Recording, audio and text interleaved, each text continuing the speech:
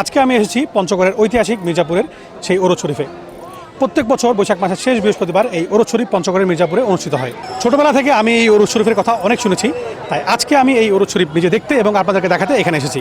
চলুন দেখা যাক।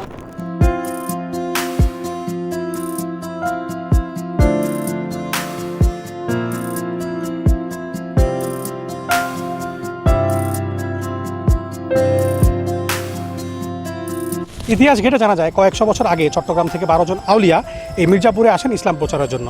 পরবর্তী তারা ইন্তেকাল করলে তাদেরকে এখানে সমাহিত করা হয়। পরবর্তীতে এখানে গড়ে ওঠে 12 আলের মাজার।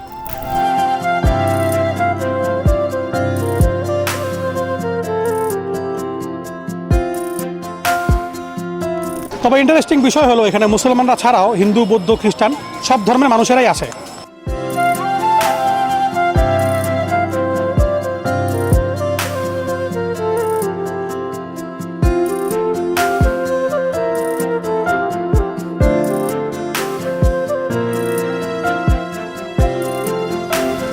এই ওরদ শরীফ উপলক্ষে এখানে রীতিমতো একটা মেলা বসে গেছে।